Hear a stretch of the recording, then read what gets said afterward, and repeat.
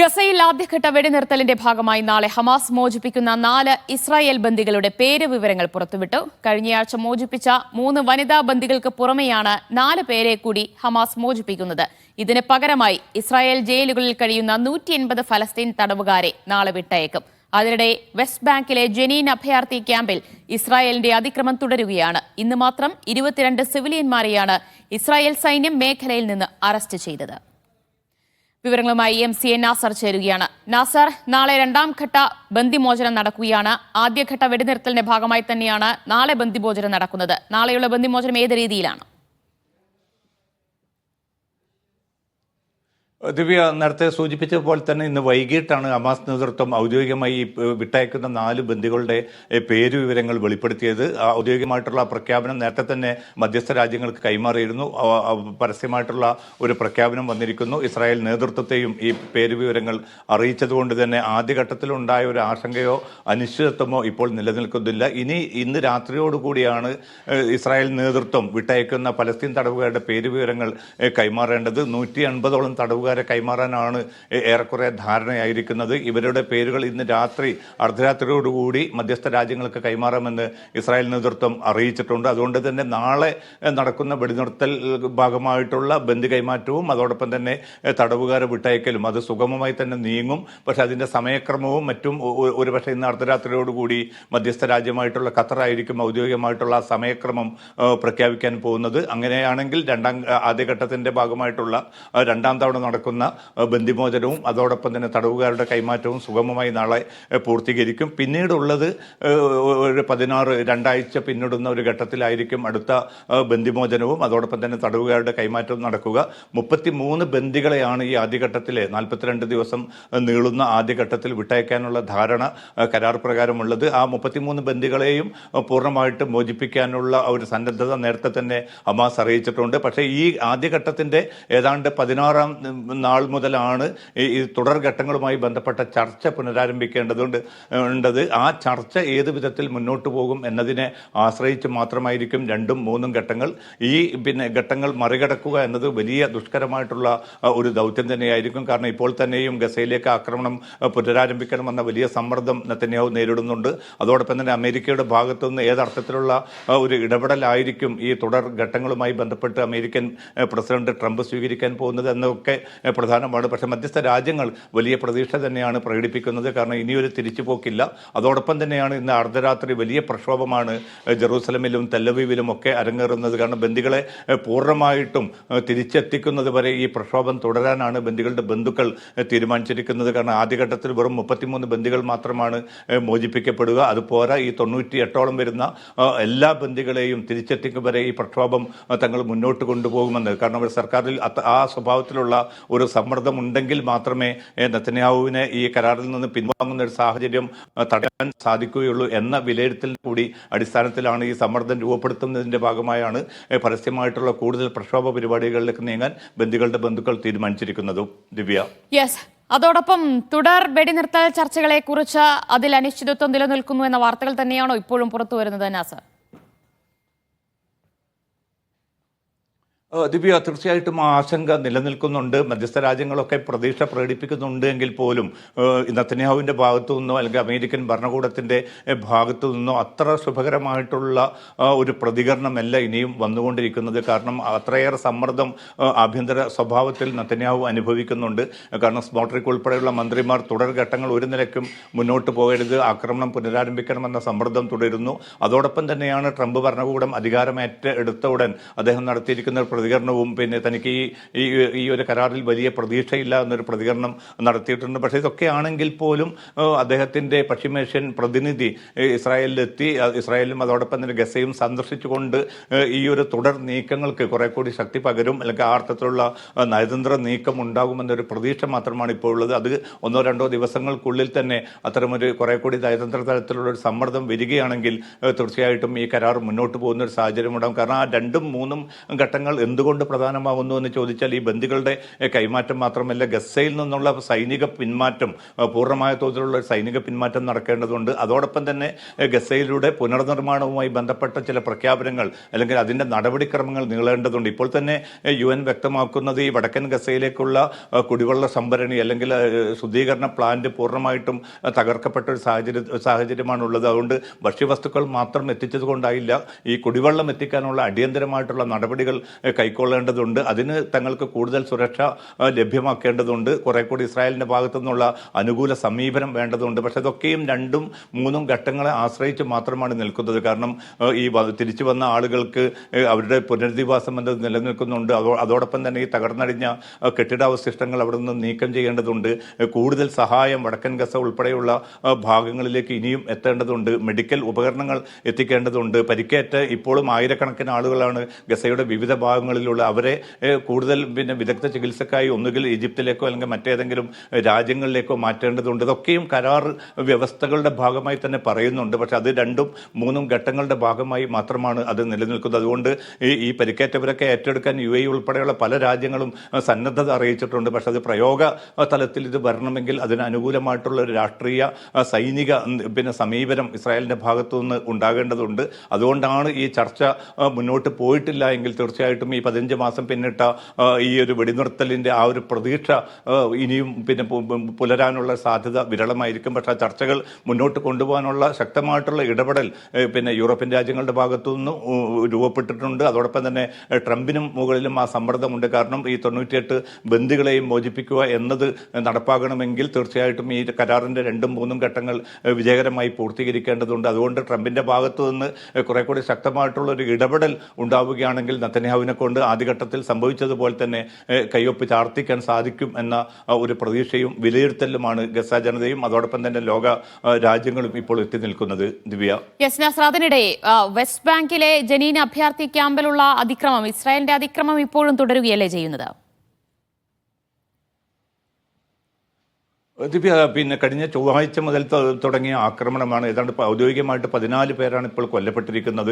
100-ലേറെ പേർക്ക് പരിക്കേറ്റിട്ടുണ്ട്. പക്ഷേ ഈ ജനീൻ പൂർണ്ണമായിട്ട് വളയുകയും അവിടേക്കുള്ള റോഡ് ഗതാഗതം പൂർണ്ണമായിട്ട് തകർക്കപ്പെട്ട ഒരു സാഹചര്യമുണ്ട്. വലിയ തോതിലുള്ള സൈനിക ബന്ദോബസ്താണ് ആ പ്രദേശങ്ങളിൽ, ജനീൻ ഭാഗങ്ങളിൽ പൂർണ്ണമായിട്ടും ഏർപ്പെടുത്തിയിരിക്കുന്നത്. ഏതാണ്ട് 2000-ലധികം പേർ അവിടെ നിന്ന് കുടിയൊഴിഞ്ഞു പോകാൻ നിർബന്ധിക്കപ്പെട്ട ഒരു സാഹചര്യം കൂടിയുണ്ട്.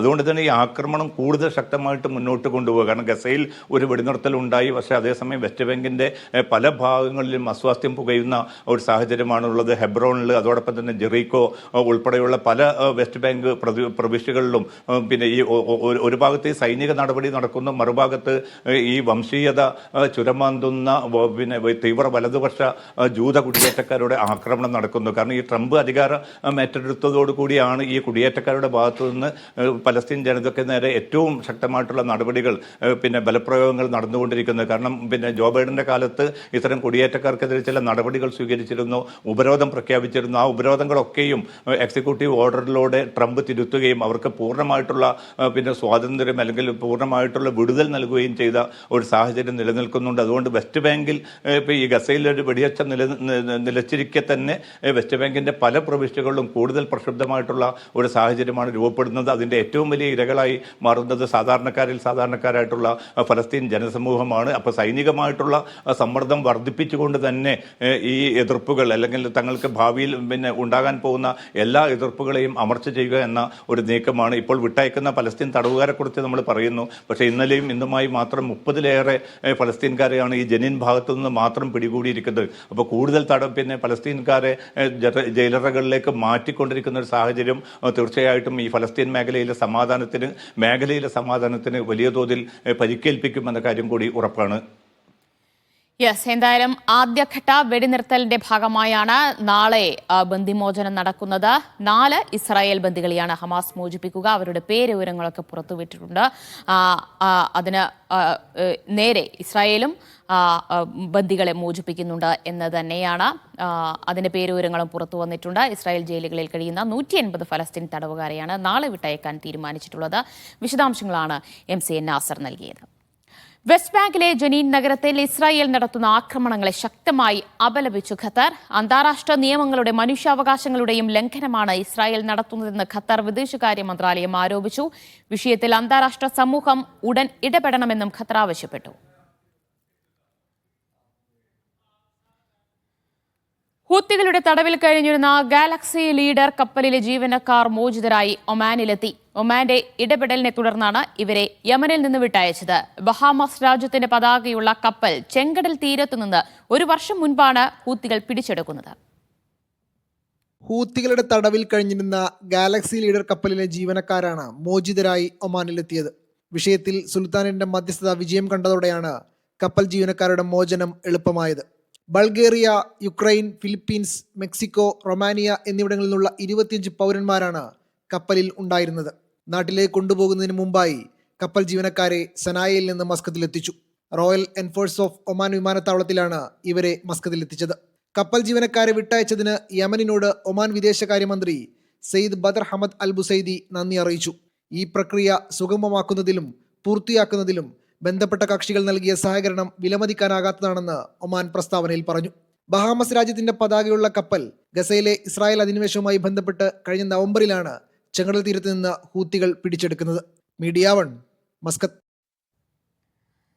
സിറിയൻ ജനതയ്ക്കായുള്ള സഹായം തുടർന്ന് കുവൈറ്റ് ഓൺ യുവർ സൈഡ് എന്ന ക്യാമ്പയിനിന്റെ ഭാഗമായി 10 ടൺ ഭക്ഷ്യവസ്തുക്കൾ ഡമാസ്കസിലെത്തിച്ചു. കുവൈറ്റ് സിറിയയിലേക്ക് അയച്ച 11ാമത്തെ ദുരിതാശ്വാസ വിമാനമാണിത്.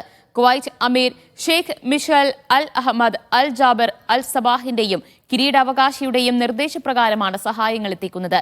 സർക്കാർ മന്ത്രാലയങ്ങളും വിവിധ ചാരിറ്റബിൾ സംഘടനകളും സഹകരിച്ചാണ് സഹായം എത്തിക്കുന്നത്.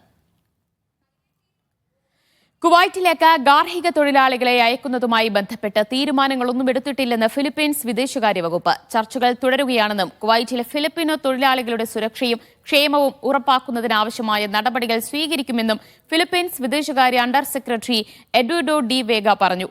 തൊഴിലാളികളുടെ സുരക്ഷ ഉറപ്പാക്കാൻ കൂടുതൽ നടപടികൾ സ്വീകരിക്കുന്നതിനായി കുവൈറ്റ് സർക്കാരുമായി ഉഭയകക്ഷി ചർച്ചകൾ തുടരുകയാണ്. 2018 മെയ്യിലാണ് ഗാർഹിക തൊഴിലാളി റിക്രൂട്ട്മെന്റിനായി ഇരു രാജ്യങ്ങളും കരാറിൽ ഒപ്പുവെച്ചത്. ഫിലിപ്പീനോ വീട്ടുജോലിക്കാർ മരിച്ച സംഭവങ്ങൾ തുടരുന്നത് മൂലമാണ് പ്രതിസന്ധി രൂക്ഷമായത്. കുവൈറ്റിൽ അനധികൃതമായി പൗരത്വം നേടിയെടുത്തവർക്കെതിരായ നടപടി തുടർന്ന സുപ്രീം കമ്മിറ്റി 3886 വ്യക്തികളുടെ പൗരത്വം റദ്ദാക്കാൻ ഉപപ്രധാനമന്ത്രിയും പ്രതിരോധ ആഭ്യന്തരമന്ത്രിയുമായ ഷെയ്ഖ് ഫഹദ് അൽ യൂസഫ് അസബാഹിന്റെ നേതൃത്വത്തിൽ നടന്ന യോഗത്തിൽ തീരുമാനമെടുത്തു. സുപ്രീം കമ്മിറ്റിയുടെ തീരുമാനം മന്ത്രിസഭ അംഗീകരിക്കുന്നതോടെ നടപടിക്രമങ്ങൾ പൂർത്തിയാകും. പൗരത്വം റദ്ദാക്കൽ കുറ്റവാളികളായ വ്യക്തികൾക്ക് മാത്രമേ ബാധകമാകൂ എന്നും അവരുടെ കുടുംബങ്ങൾക്കോ അല്ലെങ്കിൽ ബന്ധങ്ങളിലൂടെ പൗരത്വം നേടിയ മറ്റുള്ളവർക്കോ ബാധകമാവില്ലെന്നും സുപ്രീം കമ്മിറ്റി വ്യക്തമാക്കി. അബ്ദാലി സെൽ കേസിൽ ശിക്ഷിക്കപ്പെട്ടവരും തീവ്രവാദ ധനസഹായ കേസിൽ ശിക്ഷിക്കപ്പെട്ടവരും പൗരത്വം റദ്ദാക്കപ്പെട്ടവരിൽ ഉൾപ്പെടും. സൗദിയിൽ നിന്നുള്ള റീ എൻട്രി കാലാവധി ദീർഘിപ്പിക്കാനുള്ള ഫീസ് ഇരട്ടിയാക്കി. പുതിയ നിരക്ക് പ്രകാരം 200 റിയാലായിരിക്കും ഫീസ്. ഒരാഴ്ച മുൻപാണ് പുതിയ നിരക്കുകൾ നിലവിൽ വന്നത്. അവധിയിൽ നാട്ടിൽ പോയവർക്ക് റീ എൻട്രിയുടെ കാലാവധി ദീർഘിപ്പിക്കണമെങ്കിൽ ഇനി മുതൽ ഇരട്ടി ഫീസ് നൽകേണ്ടി വരും. 1 മാസത്തേക്ക് 100 റിയാലായിരുന്നു നിരക്ക്. ഇതാണിപ്പോൾ ഇരട്ടിയായത്. നിലവിൽ 1 മാസത്തിന് 200 റിയാലും 2 മാസത്തേക്ക് 400ഉം 600 റിയാൽ 3 മാസത്തേക്കും 4 മാസത്തേക്ക് 800 എന്നിങ്ങനെയാണ് പുതുക്കിയ നിരക്കുകൾ. ഒരാഴ്ചക്ക് മുൻപാണ് പുതിയ നിരക്കുകൾ പ്രാബല്യത്തിൽ വന്നത്. ഫീസ് വർധനയുടെ മുന്നറിയിപ്പ് നേരത്തെ തന്നെ ജവാസാത്ത് മന്ത്രാലയം പ്രഖ്യാപിച്ചിരുന്നു. സ്ഥാപനത്തിന്റെ അബിഷിർ വഴിയാണ് കാലാവധി വർദ്ധിപ്പിക്കുന്നതെങ്കിൽ 103 റിയാൽ സർവീസ് ചാർജ് നൽകേണ്ടി വരും. മുക്കിം സിസ്റ്റം വഴിയും സേവനം ലഭ്യമാണ്. 2 വർഷങ്ങൾക്ക് മുൻപാണ് റീ എൻട്രി എക്സ്റ്റൻഷനുള്ള സേവനം ഓൺലൈൻ വഴി ലഭ്യമാക്കിയത്. Vishal Cherpulassery, media 1, Riyadh. മസ്കറ്റിന്റെ ഗതാഗത കുരുക്ക് പരിഹരിക്കാൻ സമഗ്രമായ നടപടികളുമായി ഗതാഗത മന്ത്രാലയം. തലസ്ഥാനത്തെ ഗതാഗത വെല്ലുവിളികൾ ലഘൂകരിക്കുന്നതിന് പദ്ധതികൾ തയ്യാറാക്കാൻ പ്രത്യേക സംഘത്തെ രൂപീകരിക്കും. 18 നവംബർ സ്ട്രീറ്റിന്റെയും അൽമൌജ് സ്ട്രീറ്റിന്റെയും വികസനവും ഇതിൽ ഉൾപ്പെടുന്നുണ്ട്. ഗതാഗത മന്ത്രാലയത്തിന്റെ ഈ വർഷത്തെ പദ്ധതികൾ ഗതാഗത under secretary Khamis bin Muhammad അൽ ഷമ്മാക്കി വിശദീകരിച്ചു. തലസ്ഥാനത്തെ ഗതാഗത വെല്ലുവിളികൾ ലഘൂകരിക്കുന്നതിനുള്ള പഠനത്തിനായി ഒരു സമർപ്പിത സംഘത്തെ രൂപവൽക്കരിക്കുന്നത് ഉൾപ്പെടെയുള്ള പദ്ധതികളാണ് മുന്നോട്ട് വച്ചിരിക്കുന്നത്. ബുർജ് അസഹവ റൗണ്ട് അബൌട്ടിന്റെ വിപുലീകരണവും 18 നവംബർ സ്ട്രീറ്റിന്റെയും അൽമൌജ് സ്ട്രീറ്റിന്റെ വികസനവും ഇതിൽ ശ്രദ്ധേയമാണ്. മസ്കത്തിലെ ഏറ്റവും തിരക്കേറിയ ചില പ്രദേശങ്ങളിലെ കണക്ടിവിറ്റി വർദ്ധിപ്പിക്കുന്നതും തിരക്ക് കുറയ്ക്കാനും ഈ പദ്ധതികൾ സഹായിക്കുമെന്നാണ് കരുതുന്നത്. രാജ്യത്തിന്റെ ഗതാഗത മേഖലയെ കരുത്തേകുന്ന മസ്കത്ത് മെട്രോ പദ്ധതിയും അണിയറയിൽ പുരോഗമിച്ചുകൊണ്ടിരിക്കുകയാണ്. പദ്ധതിയുടെ വിശദമായ പഠനം ഈ വർഷം തന്നെ ആരംഭിക്കും. അതേസമയം ഗതാഗത നിയമങ്ങൾ നടപ്പാക്കുന്നതിനുള്ള തുടർച്ചയായ ശ്രമങ്ങളെക്കുറിച്ചും മന്ത്രാലയം എടുത്തു പറഞ്ഞു. കഴിഞ്ഞ 2 ആഴ്ചക്കുള്ളിൽ മബേലയിൽ 500-ലധികം ഗതാഗത നിയമലംഘനങ്ങളാണ് കണ്ടെത്തിയത്. പ്രധാനമായും സ്വകാര്യ വാഹനങ്ങൾ വാണിജ്യ ഉപയോഗത്തിനായി ഉപയോഗിക്കുന്ന നിയമവിരുദ്ധമായ പ്രവർത്തനങ്ങളാണ് ഇതിലുള്ളത്. Media 1, Muscat. റോഡ് അറ്റകുറ്റപ്പണികളുടെ ഭാഗമായി മസ്കറ്റ് ഗവർണറേറ്റിൽ al Ihsan roundabout exit പൂർണ്ണമായും അടച്ചു. അൽ ജൗദ് സ്ട്രീറ്റ് ഇരട്ടിപ്പിക്കൽ പദ്ധതിയുടെ ഭാഗമായാണ് അടച്ചിടൽ. ഞായറാഴ്ച വരെയാണ് ക്രിക്കറ്റ് സ്റ്റേഡിയത്തിലേക്കുള്ള റൗണ്ട് അബൌട്ട് എക്സിറ്റ് പൂർണ്ണമായും അടച്ചിടുമെന്ന് മസ്കറ്റ് മുനിസിപ്പാലിറ്റി അറിയിച്ചത്. അബുദാബിയിൽ വായുമലിനീകരണം തടയുന്നതിൽ വീഴ്ച വരുത്തിയ 2 വ്യവസായ സ്ഥാപനങ്ങളുടെ പ്രവർത്തനം റദ്ദാക്കി. അബുദാബി പരിസ്ഥിതി ഏജൻസിയുടേതാണ് നടപടി. നിയമലംഘനം കണ്ടെത്തിയ ഒരു സ്ഥാപനത്തിനെതിരെ പിഴ ചുമത്തിയിട്ടുണ്ട്. അനുവദിച്ചതിനേക്കാൾ അളവിൽ അപകടകരമായ വസ്തുക്കൾ പുറന്തള്ളുന്നു എന്ന് കണ്ടെത്തിയതിനെ തുടർന്നാണ് പ്രവർത്തനം റദ്ദാക്കിയത്. മലിനീകരണത്തിന്റെ തോത് കുറച്ചാൽ സ്ഥാപനങ്ങൾക്ക് പ്രവർത്തനം തുടരാൻ അനുമതി നൽകുമെന്ന് അധികൃതർ അറിയിച്ചു. ഫ്ളൈ ദുബായ് വിമാനത്തിന്റെ ടേക്ക് ഓഫ് പെട്ടെന്ന് റദ്ദാക്കിയത് ദുബായ് വിമാനത്താവളത്തിന്റെ പ്രവർത്തനത്തെ ബാധിച്ചു. ദുബായിലേക്ക് വന്ന 14 വിമാനങ്ങൾ മറ്റ് എയർപോർട്ടുകളിലേക്ക് തിരിച്ചുവിടേണ്ടി വന്നു. ഫ്ളൈ ദുബായ് വിമാനം ടേക്ക് ഓഫ് റദ്ദാക്കേണ്ടി വന്ന സാഹചര്യം എന്താണെന്ന് അധികൃതർ വ്യക്തമാക്കിയിട്ടില്ല. സൊമാലിലാൻഡിലെ ഹർഗൈസയിലേക്ക് പുറപ്പെട്ട വിമാനമാണ് പൊടുന്നനെ ടേക്ക് ഓഫ് റദ്ദാക്കി യാത്രക്കാരെ സുരക്ഷിത സ്ഥാനത്തേക്ക് മാറ്റിയത്. വിമാനത്താവളത്തിന്റെ പ്രവർത്തനം ഉടൻ സാധാരണ നിലയിലേക്ക് മടങ്ങിയെന്ന് അധികൃതർ പറഞ്ഞു. വാഷിംഗ് മെഷീനകത്ത് ഒളിപ്പിച്ചു കടത്താൻ ശ്രമിച്ച ക്യാപ്റ്റഗൺ ഗുളികകൾ പിടികൂടി. 350 കോടി രൂപ വിലമതിക്കുന്ന മയക്കുമരുന്നാണ് പിടിച്ചെടുത്തത്. Saudi zakat tax and customs അതോറിറ്റിയുടെ നേതൃത്വത്തിലായിരുന്നു പരിശോധന.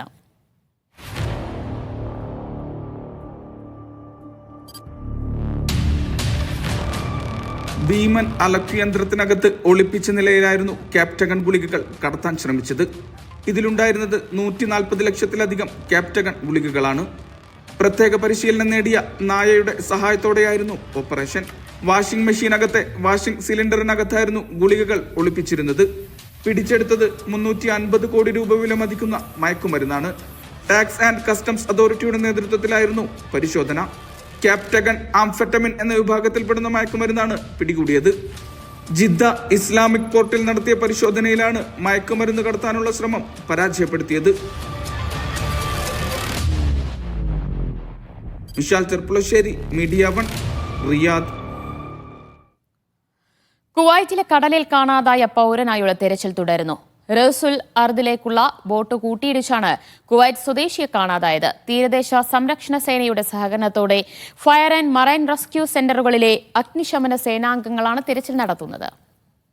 കുവൈറ്റിൽ മാധ്യമപ്രവർത്തക ഫജർ അൽ സയ്യിദിന്റെ വിചാരണ മാറ്റിവെച്ചു. ദേശീയ താൽപര്യങ്ങൾക്ക് ഹാനികരമായ പ്രവർത്തനങ്ങൾ നടത്തിയെന്നും ഇസ്രായേൽ ബഹിഷ്കരണ നിയമം ലംഘിച്ചുവെന്നും ആരോപിച്ചാണ് ഇവരെ അറസ്റ്റ് ചെയ്തത്. തനിക്കെതിരെ ചുമത്തിയ കുറ്റങ്ങൾ അൽ സയ്യിദ് നിഷേധിച്ചിരുന്നു. ആഭ്യന്തര മന്ത്രാലയമാണ് ഇവർക്കെതിരെ പരാതി നൽകിയത്. 1 വർഷം കോളേജ് ക്യാമ്പസിൽ നടക്കുന്ന പരിപാടികളെല്ലാം ഒറ്റ ദിവസം പുനരാവിഷ്കരിച്ച് അജ്മാനിൽ നടന്ന പൂർവ്വ വിദ്യാർത്ഥി സംഗമം പലർക്കും പുതിയ അനുഭവമായി. പൊന്നാനി MES കോളേജ് പൂർവ്വ വിദ്യാർത്ഥി സംഘടനയായ മെസ്പയാണ് വേറിട്ട പരിപാടി ഒരുക്കിയത്. നവാഗതരെ സ്വാഗതം ചെയ്യുന്ന ഫ്രഷേഴ്സ് ഡേ മുതൽ കോളേജ് യൂണിയൻ തെരഞ്ഞെടുപ്പ് വരെയുള്ള ഓർമ്മകളെ വീണ്ടെടുക്കുന്നതായിരുന്നു MES പൊന്നാനി പൂർവ്വ വിദ്യാർത്ഥികളുടെ മെസ്പ പൊൻഫെസ്റ്റ്. അജ്മാനിലെ ഫാമിൽ 3 വേദികളിലായിരുന്നു പരിപാടി. കോളേജ് യൂണിയൻ തെരഞ്ഞെടുപ്പായിരുന്നു പൂർവ്വ വിദ്യാർത്ഥി സംഗമത്തിലെ ആവേശകരമായ ഇനം. വിദ്യാർത്ഥി സംഘടനകളായ LMPയും SFKയും തമ്മിൽ മത്സരം. ചൂടൻ പ്രചരണവും തെരഞ്ഞെടുപ്പിന്റെ വിജയാഹ്ലാദവും ഫാമിനെ കോളേജ് ക്യാമ്പസാക്കി മാറ്റി. കായികമേളയും ഫ്രഷേഴ്സ് ഡേയും നീന്തൽ താരം ഹയാൻ ജാസിർ ഉദ്ഘാടനം ചെയ്തു. ഫുട്ബോൾ, ക്രിക്കറ്റ്, വടംവലി, പഞ്ചഗുസ്തി മത്സരങ്ങൾ കായികമേളയുടെ ഭാഗമായി നടന്നു. കളറിംഗ് മത്സരം, പലഹാര മത്സരം, തീറ്റ മത്സരം എന്നിവയും അരങ്ങേറി. MTയുടെ പേരിൽ സംഘടിപ്പിച്ച ലിറ്ററേച്ചർ ഫെസ്റ്റിവൽ എഴുത്തുകാരി ഷീല പോൾ ഉദ്ഘാടനം ചെയ്തു. മസർ, മച്ചിങ്ങൽ രാധാകൃഷ്ണൻ, ജമാൽ എന്നിവർ മോഡറേറ്ററായിരുന്നു. യൂണിയൻ ഉദ്ഘാടനം RJ സിന്ധു നിർവഹിച്ചു. അക്കാഫ് ഡയറക്ടർ ഷൈൻ ചന്ദ്രസേനൻ മുഖ്യാതിഥിയായി. കോളേജ് ആർട്സ് ഡേ ഉദ്ഘാടനം AKCAF association general secretary Deepu നിർവഹിച്ചു. ശ്രീനാഥ് അധ്യക്ഷത വഹിച്ചു. College day AKCAF association president Paul T. Joseph ഉദ്ഘാടനം ചെയ്തു. CP കുഞ്ഞുമുഹമ്മദ്, നവാബ് മേനത്ത്, സാജിദ് സുലൈമാൻ, ഗിരീഷ് കുമാർ, ശ്രീനാഥ് തുടങ്ങിയവർ നേതൃത്വം നൽകി. Media 1 Ajman. പ്രവാസി കുട്ടികൾക്കായി ഫുട്ബോൾ ടൂർണമെന്റ് സംഘടിപ്പിക്കാനൊരുങ്ങി royal FC Kuwait. Mishref public youth and sports ഗ്രൗണ്ടിലാണ് മത്സരങ്ങൾ നടക്കുക. വെള്ളിയാഴ്ച രാവിലെ 8 മണിക്ക് ആരംഭിക്കുന്ന മത്സരങ്ങളിൽ 16 ടീമുകൾ പങ്കെടുക്കുമെന്ന് ഭാരവാഹികൾ അറിയിച്ചു. മത്സര വിജയികൾക്ക് ട്രോഫികളും ക്യാഷ് അവാർഡുകളും സമ്മാനിക്കും. മത്സരങ്ങൾക്ക് കുവൈറ്റിലെ കായിക സാമൂഹ്യ രംഗത്തെ പ്രമുഖർ അതിഥികളായി എത്തും. ആരോഗ്യശീലം മെച്ചപ്പെടുത്തുക, കായിക വിനോദങ്ങളെ പ്രോത്സാഹിപ്പിക്കുക എന്നീ ലക്ഷ്യത്തോടുകൂടി സാരഥി കുവൈറ്റിന്റെ നേതൃത്വത്തിൽ സ്പോട്നിക് 2025 സംഘടിപ്പിക്കും. ഫെബ്രുവരി 14 അഹമ്മദി അൽ ഷബാബ് സ്പോർട്സ് സ്റ്റേഡിയത്തിലാണ് പരിപാടി. സാരഥി കുവൈറ്റ് വനിതാ വേദി അവതരിപ്പിച്ച കലോത്സവത്തിൽ ഇന്ത്യൻ എംബസി ഫസ്റ്റ് സെക്രട്ടറി മനസ് രാജു പട്ടേൽ പരിപാടിയുടെ ഫ്ലയർ പ്രകാശനം ചെയ്തു. കുട്ടികൾക്കും മുതിർന്നവർക്കുമായി വിവിധ വിനോദങ്ങളും ആതുര സേവന സ്ഥാപനങ്ങളുടെ സഹായത്തോടെ മെഡിക്കൽ ക്യാമ്പും പരിപാടിയുടെ ഭാഗമായി ഉണ്ടാകും. കുവൈറ്റിൽ തിരുവല്ല സ്വദേശിയായ വിദ്യാർത്ഥി മരിച്ചു. അബ്ബാസിയ യുണൈറ്റഡ് ഇന്ത്യൻ സ്കൂളിലെ 5ാം ക്ലാസ് വിദ്യാർത്ഥി ഈഡൻ വർഗീസ് ബിനുവാണ് മരിച്ചത്. അസുഖത്തെ തുടർന്ന് ഫർവാനി ആശുപത്രിയിൽ ചികിത്സയിലായിരുന്നു. ബിനു വർഗീസിന്റെയും മനുവിന്റെയും ഏക മകനാണ് ഈഡൻ. വിദ്യാർത്ഥിയുടെ അകാല വിയോഗത്തിൽ യുണൈറ്റഡ് ഇന്ത്യൻ സ്കൂൾ അനുശോചനം രേഖപ്പെടുത്തി. മുസ്ലിം വിമൻസ് മൂവ്മെന്റ് കുവൈറ്റ് ഭാരവാഹികളെ തെരഞ്ഞെടുത്തു. മാഷിദ മനാഫാണ് പുതിയ പ്രസിഡന്റ്. ജനറൽ സെക്രട്ടറിയായി നഫ്സിയ ആഷിഖ്, ട്രഷററായി നസ്ര ബിൻസീർ എന്നിവരെയും തെരഞ്ഞെടുത്തു. ലബീബ മുഹമ്മദ് റഫീഖ്, ഖൈറുനിസ അസീസ്, ബേബി അബൂബക്കർ, ഹർഷ ഷെരീഫ്, ജിസ്ന ജമാൽ എന്നിവരാണ് സഹഭാരവാഹികൾ. ഇന്ത്യൻ ഇസ്ലാഹി സെന്ററിന്റെ വനിതാ വിഭാഗമാണ് മുസ്ലിം വിമൻസ് മൂവ്മെന്റ്. മസ്ജിദുൽ ഹറാമിൽ തീർത്ഥാടകരുടെ ആരോഗ്യ പരിരക്ഷാ സംവിധാനങ്ങൾ വർദ്ധിപ്പിച്ചു. 4 അത്യാഹിത കേന്ദ്രങ്ങൾ ഉൾപ്പെടെ വിപുലമായ സംവിധാനങ്ങളുണ്ട്. റമദാനിന് മുന്നോടിയായി സൗകര്യവും സുരക്ഷയും ശക്തമാക്കുകയാണ് ഇരുഹറം മന്ത്രാലയം. 24 മണിക്കൂറും പ്രവർത്തിക്കുന്ന അത്യാധുനിക സംവിധാനം മസ്ജിദുൽ ഹറമിൽ ഒരുക്കിയിട്ടുള്ളതാണ്. ഹറമിനകത്തും മുറ്റങ്ങളിലുമായി 4 അത്യാഹിത കേന്ദ്രങ്ങൾ ഒരുക്കിയിട്ടുണ്ട്. കിങ് ഫഹദ് വികസന ഭാഗത്തെ 1ാം നിലയിലായും ഇസ്മായിൽ ഗേറ്റിന് സമീപത്തും അജിയാദ് പാലത്തിന് സമീപത്തും അത്യാഹിത കേന്ദ്രങ്ങൾ പ്രവർത്തിക്കുന്നുണ്ട്. ഇതുകൂടാതെ ലബോറട്ടറികൾ, ഫാർമസി എന്നിവയുൾപ്പെടെ വിപുലമായ സംവിധാനങ്ങളോടെ അജിയാദ് ആശുപത്രിയും 24 മണിക്കൂറും സേവനത്തിനുണ്ട്. ഹൃദയാഘാത കേസുകൾ കൈകാര്യം ചെയ്യുന്നതിനായി പോർട്ടബിൾ ഉപകരണങ്ങൾ പ്രധാന ഗേറ്റുകളായും സജ്ജീകരിച്ചിട്ടുണ്ട്. ഇവ പ്രവർത്തിപ്പിക്കുന്നതിന് പ്രത്യേക പരിശീലനം നേടിയ ടീമിനെ ഒരുക്കിയിട്ടുണ്ട്. 6 മണിക്കൂർ വീതമുള്ള 4 ഷിഫ്റ്റുകളിലായിട്ടാണ് ആശുപത്രികളും ഹെൽത്ത് സെന്ററുകളും പ്രവർത്തിക്കുന്നത്. അത്യാഹിത വിഭാഗങ്ങളിലെ കിടക്കകളുടെ എണ്ണവും വർദ്ധിപ്പിച്ചതായി മക്ക ഹെൽത്ത് ക്ലസ്റ്റർ അറിയിച്ചു. റമളാന് മുന്നോടിയായാണ് ഒരുക്കങ്ങൾ. Media 1 Jeddah. Media 1 taste of Doha റണ്ണിന് ആവേശകരമായ പരിസമാപ്തി. 50ലേറെ രാജ്യങ്ങളിൽ നിന്നായി 600ലേറെ പേർ പങ്കെടുത്തു. ദോഹ അൽബിദ പാർക്കിലായിരുന്നു മത്സരം. 5, 4, 3, 2, 1 and go. Let's get ready to rumble. 10,000, 5,000, 2,500, 800 metre എന്നീ 4 കാറ്റഗറികളിലായാണ് മത്സരം നടന്നത്. മുതിർന്നവരിൽ ഓപ്പൺ മാസ്റ്റേഴ്സ് വിഭാഗങ്ങളിലായി വനിതകൾക്കും പുരുഷന്മാർക്കും പ്രത്യേകം മത്സരം നടന്നു. കുട്ടികൾക്ക് ജൂനിയർ, മിനി കിഡ്സ് എന്നിങ്ങനെ 2 വിഭാഗങ്ങളിലാണ് മത്സരം ഉണ്ടായിരുന്നത്. 10,000 മീറ്ററിൽ ഓപ്പൺ വിഭാഗത്തിൽ ബ്രിട്ടനിൽ നിന്നുള്ള ബെൻ മോർഗൻ ചാമ്പ്യനായി. 40 മിനിറ്റിൽ താഴെ ഫിനിഷ് ചെയ്ത ബ്രിട്ടീഷ് റണ്ണർ തന്നെയാണ് ഓവറോൾ വിഭാഗത്തിലും മികച്ച സമയം കുറിച്ചത്. Yeah, the organisation was fantastic. The whole race was brilliant. The lovely course around here, obviously Albida Park is a lovely area of Qatar. So yeah, wonderful organisation this morning. So thank you to the team for everything. Masters വിഭാഗത്തിൽ ultra runner കൂടിയായ Malayali എവറസ്റ്റർ Abdul Nasar ഒന്നാമനായി. Doha മാരത്തണിലും ഇന്ത്യക്കാരിൽ ഒന്നാമൻ അബ്ദുൽ നാസർ ആയിരുന്നു. Recovery ആണ്, എന്നാലും കൂടി ഒരിടെ full marathon ആണ്. ഇത് short distance ആണ്. അപ്പോൾ ഇത് സ്പ്രിൻറ്റേഴ്സ് ആണ്, കുറച്ച് പേസ് ഇമ്പോർട്ടൻ്റ് ആണ്. അപ്പോൾ അതിൻ്റെ ആ ഒരു ഇതുണ്ടായിരുന്നു റിക്കവറി ആയതുകൊണ്ട്. എന്നാലും കൂടി നല്ല ക്ലൈമറ്റ് ആണ്. ഇത് പാർക്ക് കണ്ടില്ല, വളരെ ബ്യൂട്ടിഫുൾ ഗ്രീൻ. ഇത് ഇങ്ങനത്തെ ഒരു അറ്റ്മോസ്ഫിയറിലെ ആംബിയൻസ്, അതുപോലെ കമ്മ്യൂണിറ്റി വളരെ നല്ല പാർട്ടിസിപ്പേഷൻ ആണ്. So overall enjoyed really well. വനിതകളിൽ ഓപ്പൺ കാറ്റഗറിയിൽ അമേരിക്കയുടെ കെൽസി സിസയും ബ്രിട്ടന്റെ സാന്ദ്ര ഹോലോസുമാണ് സ്വർണം നേടിയത്. Ran the 10K, did my best, came first, so I'm very happy. I'm very grateful that I was able to finish and come first in the 10K and feeling very happy now. And lovely crowd, lovely atmosphere, so good start to the day. Thank you. പുരുഷ വിഭാഗം 5 kilometre open വിഭാഗത്തിൽ ഖത്തറിന്റെ അബ്ദുള്ള അൽ ഷമാരിയാണ് champion. മാസ്റ്റേഴ്സിൽ ബ്രിട്ടന്റെ Andy ഹാഡി ഒന്നാമതെത്തി. വനിതാ വിഭാഗത്തിൽ മാസ്റ്റേഴ്സിൽ ദക്ഷിണാഫ്രിക്കയുടെ നെഥാലി van ബ്ലേക്കും ഓപ്പണിൽ ബ്രിട്ടന്റെ റബേക്കയും സ്വർണ്ണമണിഞ്ഞു. മുതിർന്നവരുടെ 2.5 കിലോമീറ്റർ പുരുഷ വിഭാഗം ഓപ്പണിൽ ഫ്രാൻസിന്റെ പ്രിലനം എലിനിയറും വനിതകളിൽ ശ്രീലങ്കയുടെ എഴിക്കയും ഒന്നാമതായി ഫിനിഷ് ചെയ്തു. വനിതാ വിഭാഗം മാസ്റ്റേഴ്സിൽ അയർലൻഡിന്റെ ആൻഫേർത്തും പുരുഷ വിഭാഗത്തിൽ ഫ്രാൻസിന്റെ ഗിലോമി എലിനിയറുമാണ് സ്വർണം നേടിയത്. കുട്ടികൾക്കായി വിവിധ പ്രായവിഭാഗങ്ങളിൽ 2.5 കിലോമീറ്റർ മത്സരങ്ങൾ നടന്നു. 800 മീറ്ററിൽ 3 മുതൽ 6 വയസ്സ് വരെയുള്ള കുട്ടികളാണ് മത്സരിച്ചത്. വിജയികൾക്ക് Indian sports centre president E P Abdurahman, media one GCC general manager Sowab Ali, QSFA media manager Yusuf Suwaileh, media one executive committee chairman Arshad E, സ്പോൺസർമാരായ KIMS health marketing manager Ikram Azahir, Sparks country manager Saddam Hussain, land royal properties HR general manager Aziz Ibrahim, Amwaj water and Ciprotech MD Jose K Philip, Ahmed al Maghrebi marketing manager Saif Hashmi, Jumbo electronics divisional manager Gopi Balakrishnan എന്നിവർ മെഡലും സമ്മാനങ്ങളും വിതരണം ചെയ്തു. Media one Doha. Doha മാരത്തണിന് ശേഷം എത്തിയ media one tea stop Doha റണ്ണെ ആവേശത്തോടെയാണ് ഖത്തറിലെ കായിക സമൂഹം സ്വീകരിച്ചത്. മാരത്തൺ ദീർഘദൂര മത്സരങ്ങളിലെ സ്ഥിരം മുഖങ്ങൾക്കൊപ്പം തുടക്കക്കാരും മത്സരിക്കാനെത്തി.